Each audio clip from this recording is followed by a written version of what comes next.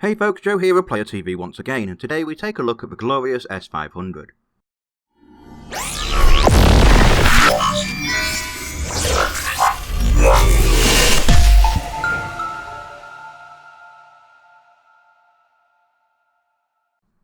Thermaltake are no stranger to large cases, and today we have the S500, which is certainly no exception to this.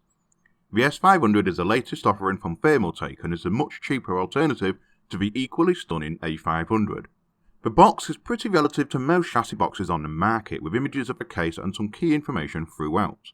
Out of the box you get the chassis itself, and as you can see it's a very pretty case. It holds an aggressive yet elegant stance with its large size and full metal coat along the front and back, with a full tempered glass panel on one side and a plain one on the other.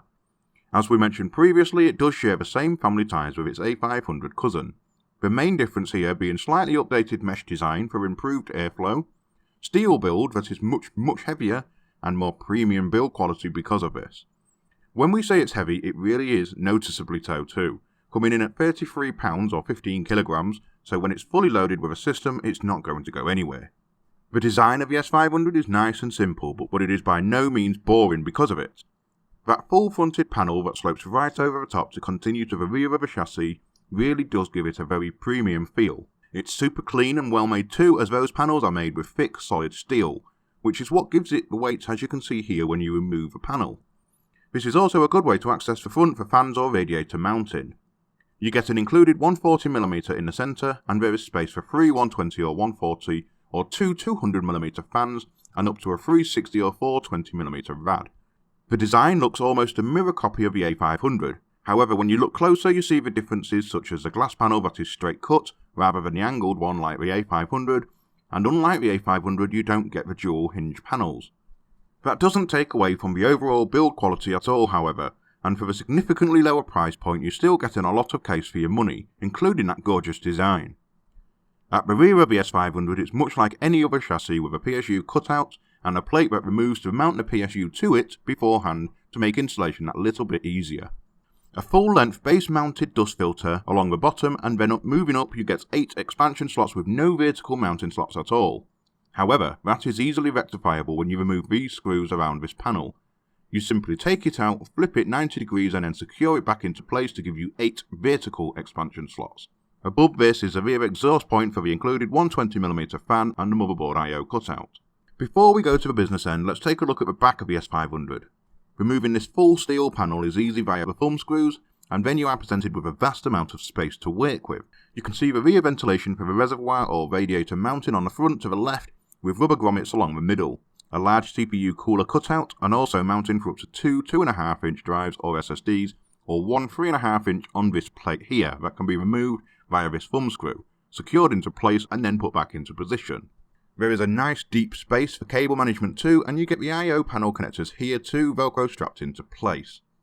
You get the usual USB 3, power reset headers, USB and HD audio too. Move now onto the business side of it all, and you are presented with a full-size 4mm tempered glass panel that is slightly tinted. As we mentioned earlier, it is straight edged and comes away via thumb screws and simply slides away. Inside the S500 is a large open space to work with that is well thought out and practical, with support for mini ITX, micro ATX up to full-sized ATX.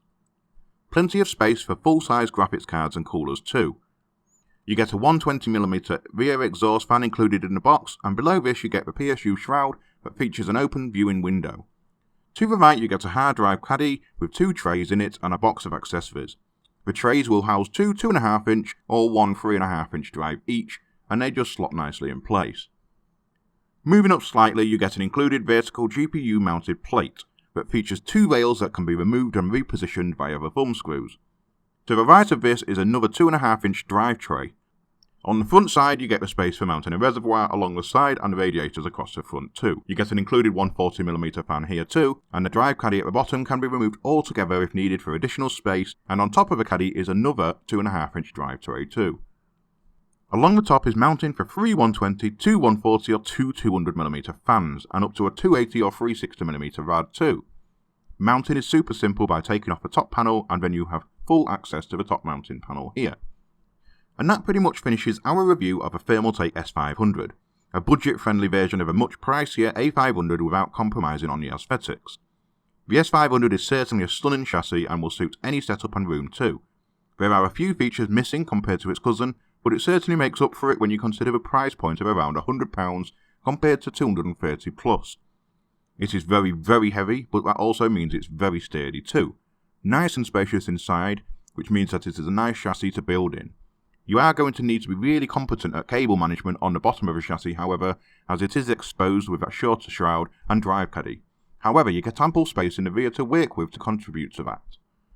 With all that in mind, we are happy to give the S500 our Player TV Silver Award. There are things that could be improved, but it all boils down to the size, build quality, aesthetics and practicality for the lower price point which trumps every point. As always, we will leave a link down below for you to get your hands on your own, leave a thumbs up, comment your own thoughts, and don't forget to hit that subscribe button while you're there too, and we will see you in the next video.